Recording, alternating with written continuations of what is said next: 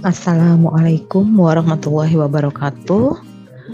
Berikut akan saya jelaskan terkait prosedur praktikum integrasi teknik industri untuk pertemuan 8 dan 9. Gambaran umumnya untuk pertemuan 8 dan 9 ini kita membutuhkan data peta kerja yang mungkin sudah teman-teman buat di pertemuan ke-7 kemarin. Yang dibutuhkan pada data peta kerja adalah waktu siklus setiap operasi atau setiap tahapan prosesnya, kemudian mesin apa yang digunakan atau alat apa yang digunakan, kemudian lokasi dan urutan operasinya. Setelah data peta kerja dibuat, kemudian lanjut ke work sampling. Dalam work sampling ini data yang dibutuhkan adalah data waktu siklus, waktu normal, performance level, rasio delay. Jadi dari data waktu siklus peta kerja nanti akan didapatkan waktu siklus, waktu normal, performance level, dan rasio delay pada tahap work sampling. Work sampling itu sendiri sebenarnya dalam pengambilan data dibutuhkan waktu pengamatan yang konsepnya dilakukan secara random atau acak. Jadi dalam penentuan waktu pengamatan di dalam work sampling itu kita harus menentukan terlebih dahulu interval waktu pengamatan. Pada slide berikutnya akan dijelaskan lebih lanjut. Setelah work sampling dilakukan, dari data peta kerja yang di awal tadi, urutan operasi yang sudah dibuat dan waktu siklus untuk setiap operasi yang sudah dibuat itu akan dilakukan analisis untuk job safety-nya. Jadi di dalam job safety ini kita butuhkan identifikasi potensi bahaya yang berhubungan dengan rangkaian pekerjaan yang dilakukan oleh operator. Jadi untuk produk yang kelompok buat, yang teman-teman buat, itu nanti dilakukan identifikasi untuk setiap proses operasinya, terutama identifikasi potensi bahayanya. Baik, ini secara garis besar untuk urutan apa yang akan kita kerjakan dari output minggu lalu, itu nanti akan diproses untuk selanjutnya dijadikan sebagai inputan pada proses berikutnya. Nah, nanti setelah praktikum ini akan dilakukan analisis lebih lanjut di pertemuan ke-10, line balancing. Jadi di situ nanti data yang dibutuhkan salah satunya adalah data waktu siklus yang kita buat dari peta kerja dan pengolahan pada tahap work sampling. Baik, akan saya jelaskan untuk setiap prosesnya. Kurang lebih ini adalah luaran dari setiap prosesnya. Untuk peta kerja yang akan dibuat adalah urutan kegiatan atau aktivitas yang dilakukan oleh operator untuk nantinya dilakukan identifikasi potensi bahaya pada setiap prosesnya. Jadi misalnya bahan karton dibawa dari gudang dengan waktu 0,25 jam di sini. Nah, potensi bahayanya pada saat membawa dari gudang itu alat yang digunakan misalnya troli, potensinya adalah roda troli mengenai kaki pekerja. Itu salah satu contoh. Kemudian bahan dicetak di mesin cetak. Berarti potensi bahayanya tangan terkena mesin cetak. Ini contohnya. Jadi kita identifikasi potensi bahayanya untuk setiap prosesnya. Dari situ kita bawa ke template job safety analysisnya. Jadi ada JSA worksheet yang harus diisikan pada bagian sequence of job steps-nya ini. Kalian pindahkan dari urutan kegiatan yang ada di peta kerja. Kemudian potensial hazard di sini adalah potensi bahaya. Selanjutnya kontrol yang dilakukan untuk upaya pencegahan atau upaya untuk meminimalisir resiko itu apa? Ya salah satunya misalnya kalau tadi bahan karton dibawa dari gudang menggunakan troli, ada kemungkinan pekerja terkena troli saat mendorong. Berarti kaki pekerja terkena troli saat mendorong itu masuk ke dalam potensial hazard. Selanjutnya kontrolnya seperti apa? Penggunaan safety shoes contohnya. Jadi sequence job steps-nya apa? Dipindahkan dari uraian kegiatan, kemudian dari uraian kegiatan kita identifikasi potensial hazard-nya, kemudian upaya untuk pencegahannya kita buat satu persatu. Setelah dari peta aliran proses, kita mencoba untuk menghitung prosentase non-produktif, prosentase produktif, performance level, waktu normal, dan waktu baku. Oke, itu ada di tahapan work sampling. Ada pada tahapan work sampling. Kita masuk ke dalam peta aliran proses. Berikut merupakan simbol peta kerja. Ada 6 simbol. Bisa kalian lihat, bisa teman-teman lihat di sini. Untuk operasi, lambang atau simbolnya adalah lingkaran. Transportasi di sini anak panah, inspeksi atau pemeriksaan itu kotak. Ada delay atau menunggu, itu simbolnya seperti ini. Untuk penyimpanan segitiga.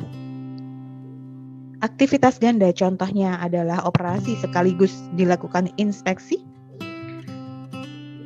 Simbolnya seperti ini. Untuk selanjutnya kita masuk ke peta kerja. Itu ada 2 macam. Peta kerja setempat, peta kerja keseluruhan. Ada peta kerja setempat, ada peta kerja keseluruhan.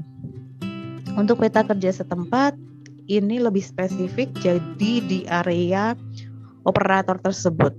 Jadi operator bisa menggunakan mesin atau operator perakitan itu menggunakan tangan atau menggunakan alat. Untuk contohnya, untuk pekerja yang menggunakan mesin adalah operator yang mengoperasikan mesin otomatis. Kemudian yang peta tangan kiri dan tangan kanan ini contohnya pada aktivitas assembly atau perakitan yang bisa dianalisis menggunakan motion study. Sedangkan peta kerja keseluruhan itu adalah gabungan dari peta kerja setempat. Selanjutnya akan dibahas untuk peta kerja mesin. Jadi peta kerja setempat yang fokus ke pekerja dan yang berinteraksi dengan mesin, pekerja yang berinteraksi dengan mesin. Ini contoh peta kerja keseluruhan.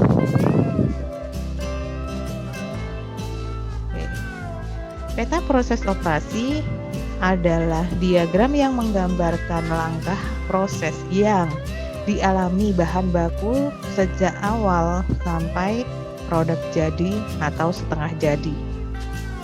Di dalam peta proses operasi, informasi yang kita dapatkan adalah waktu untuk setiap operasi atau inspeksi, material yang digunakan pada setiap proses operasi, tempat atau alat atau mesin yang digunakan dalam proses tersebut. Jadi dalam peta proses operasi ada informasi waktu, material, alat mesin yang digunakan. Berikut merupakan contoh peta proses operasi. Ada material, kemudian ada proses apa yang berlangsung dan menggunakan mesin apa, kemudian ada waktu di setiap proses, selanjutnya ada urutan proses. Jadi ini misalnya I1, berarti inspeksi urutan nomor 1. O1 berarti operasi urutan 1. Di sini tampak aktivitas gabungan dengan waktu 10 jam. Di sini satuannya jam. Bisa kita lihat di sini untuk contohnya. Selanjutnya nanti setelah peta proses operasi jadi sampai tahap akhir, kemudian kita lakukan perhitungan untuk ringkasan sehingga dapat diketahui di sini total waktu siklus adalah 24,35 jam. Kegunaan peta proses operasi dengan mengetahui kebutuhan mesin tersebut tampak beroperasi, waktu operasinya sehingga kita bisa melakukan estimasi biaya untuk penggunaan mesin tersebut. Kemudian bisa memperkirakan kebutuhan bahan baku, alat untuk menentukan tata letak pabrik karena dalam peta proses operasi di situ sudah ada keterangan mesin apa yang digunakan, alat apa yang digunakan, sehingga dari peta proses operasi dapat digunakan sebagai informasi untuk latihan kerja atau untuk perbaikan cara kerja atau metode kerja. Berikut prinsip pembuatan peta proses operasi. Jadi ada arah material yang masuk ke dalam proses, jumlah mesin atau mesin yang digunakan dalam proses tersebut, kemudian tampak juga urutan proses, bagian dari bagan yang dirakit, dan material apa yang digunakan dalam proses tersebut.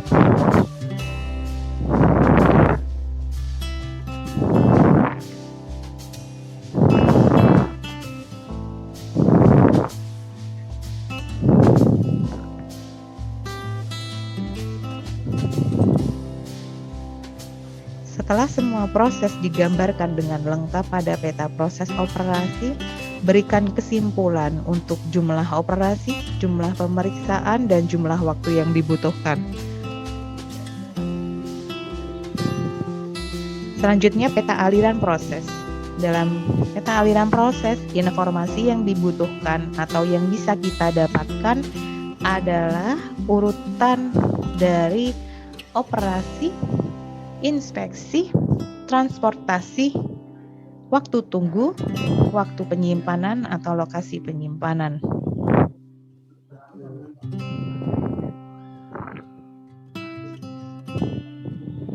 Perbedaan peta aliran proses dan peta proses operasi adalah informasi yang diberikan di dalamnya. Kalau peta proses operasi sebatas operasi dan pemeriksaan aja atau inspeksi saja, operasi dan inspeksi. Selanjutnya untuk peta aliran proses keseluruhannya.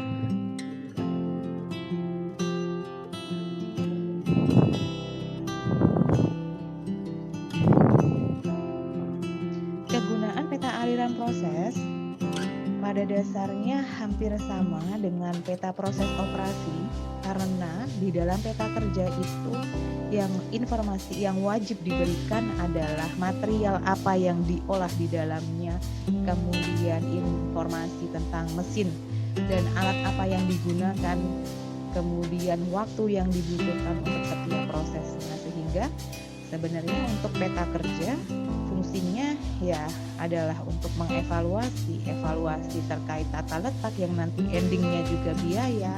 Kemudian di sini ternyata untuk peta kerja itu bisa kita gunakan untuk evaluasi atau analisis potensi bahaya.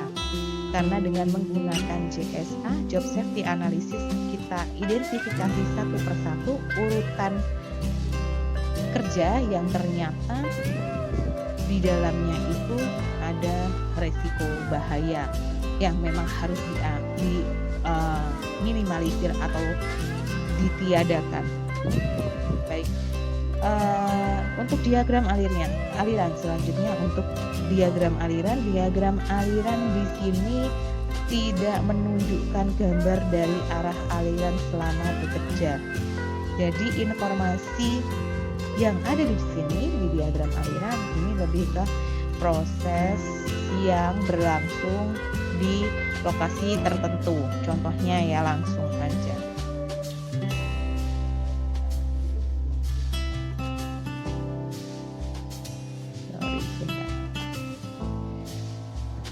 Karena di dalam kegunaan diagram aliran di sini fokus untuk perbaikan tata letak tempat kerja.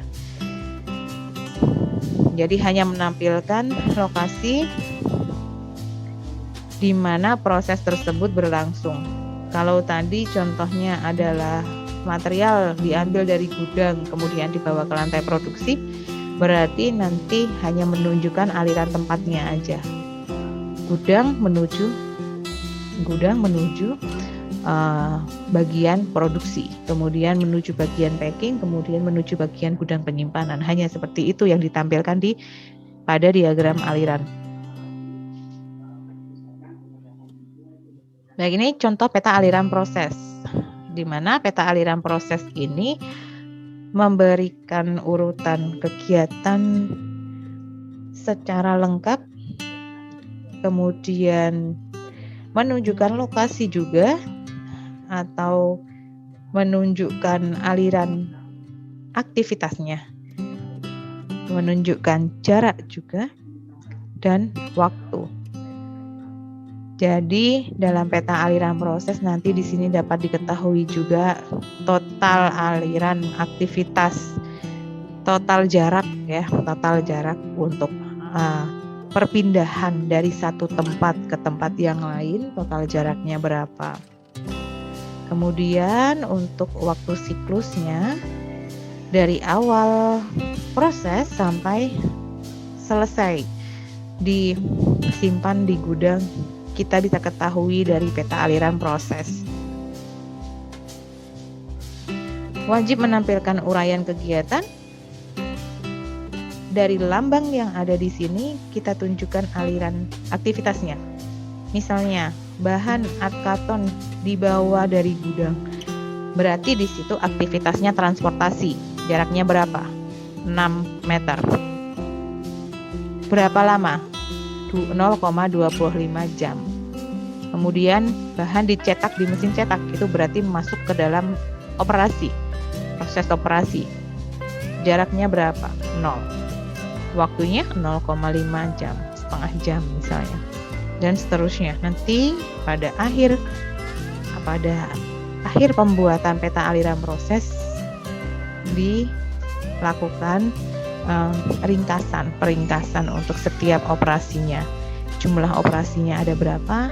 Dihitung dari sini 1, 2, 3, 4, 5, 6. Berarti ada 6 operasi.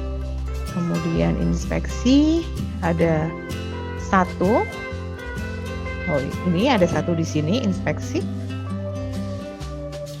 Pemeriksaan ukuran dan hasil penjilitan di sini inspeksi. Selanjutnya transportasi ada 1, 2, 3, 4, 5, 6. Ada 6 transportasi yang ternyata setelah ditotal waktunya untuk transportasi itu 1,05 jam. Itu kalau bisa kita minimalisir akan lebih efektif untuk proses yang berlangsung. Kemudian keterangan untuk waktu setiap prosesnya dan total dari seluruh proses yang berlangsung.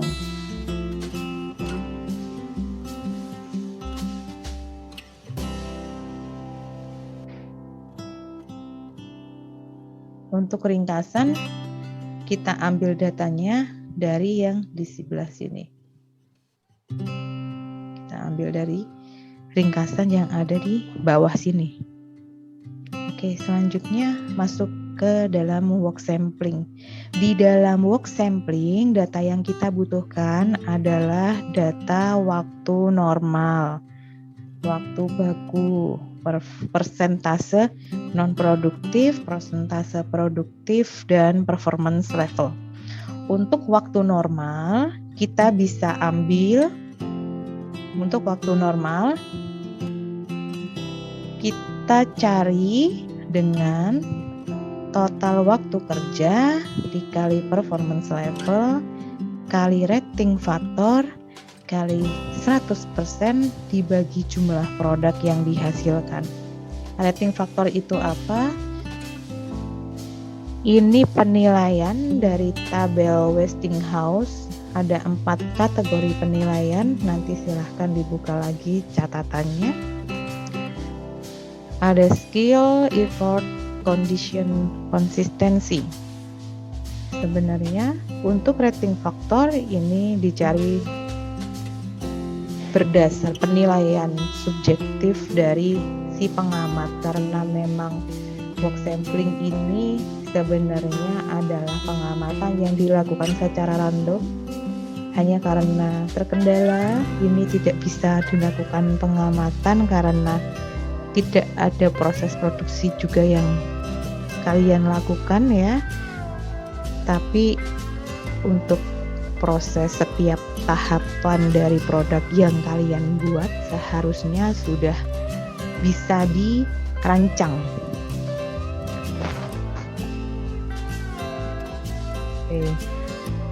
Dibahas satu persatu untuk rasio delay. Untuk rasio delay di sini dicari dari persentase non produktif dibagi dengan persen produktif.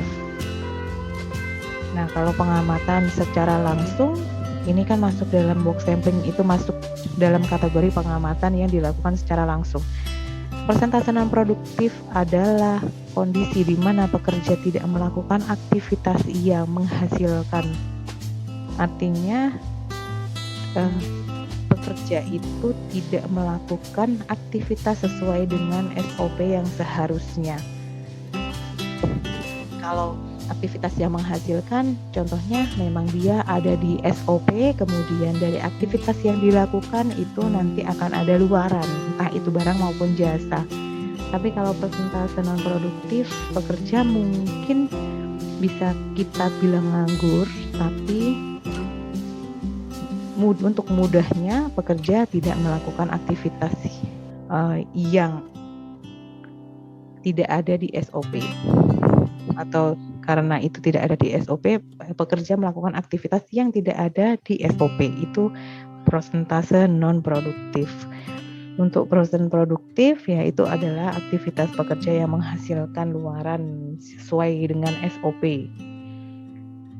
Kemudian performance level dihitung dari jumlah produktif dibagi dengan jumlah pengamatan. Nanti akan saya jelaskan untuk jumlah pengamatan bagaimana cara mencarinya. Waktu normal tadi sudah saya jelaskan. Selanjutnya adalah waktu baku. Waktu baku dicari dari hasil waktu normal dikali 100% dibagi 100% dikurangi persentase allowance atau persentase kelonggaran.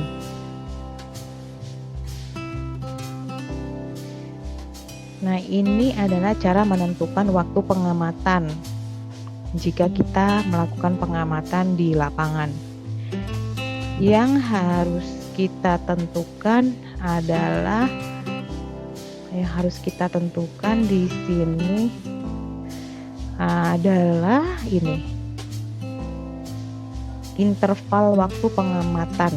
Jadi kalau misalnya pekerja ini bekerja 8 jam, kita lakukan pengamatan per 5 menit, kita akan hitung berapa kali pengamatan yang seharusnya kita lakukan. Nah, ini 8 kali 60 menit dibagi 5 menit, ada 96 satuan waktu. Ini adalah maksimal 96 satuan waktu. Kalau kurang dari itu bisa enggak ya, nanti tergantung waktu acaknya gitu. Bisa di random menggunakan Excel atau menggunakan tabel bilangan random. Jadi ada 2 cara, menggunakan tabel Excel atau menggunakan tabel bilangan random.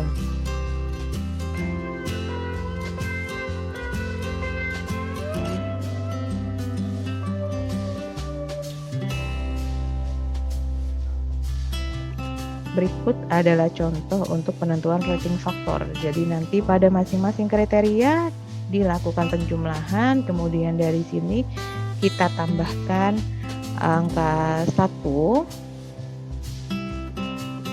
Jadi nanti ketemunya 1,13 kalau di sini. Ini kalau ini contohnya dikalikan dengan 0,05. Di sini 0,05 adalah waktu. Ini mau mencari waktu normal gitu. Tapi konsepnya untuk mencari waktu rating faktor, untuk mencari rating faktor itu konsepnya seperti ini. Dijumlahkan nanti, kecuali di tabel dari hasil penilaian di tabel Westinghouse-nya, nilai pekerjanya banyak yang negatif, jadi nanti bisa jadi hasilnya juga negatif.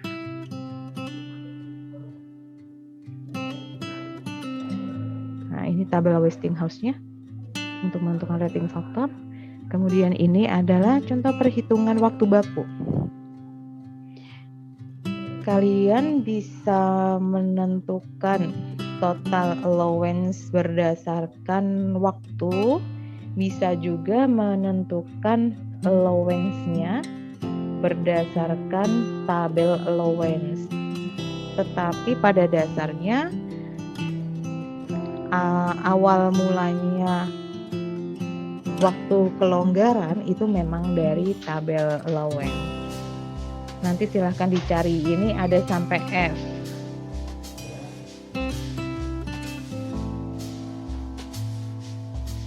Baik, saya ulang kembali untuk luaran praktikumnya nanti pada pertemuan 8. Ini adalah kita selesaikan work sampling. Dari sini kita lanjut ke job safety analysis ya, dari urutan proses yang berlangsung atau yang sudah dibuat pada peta kerja. Baik, demikian, semoga bisa dipahami. Wassalamualaikum warahmatullahi wabarakatuh.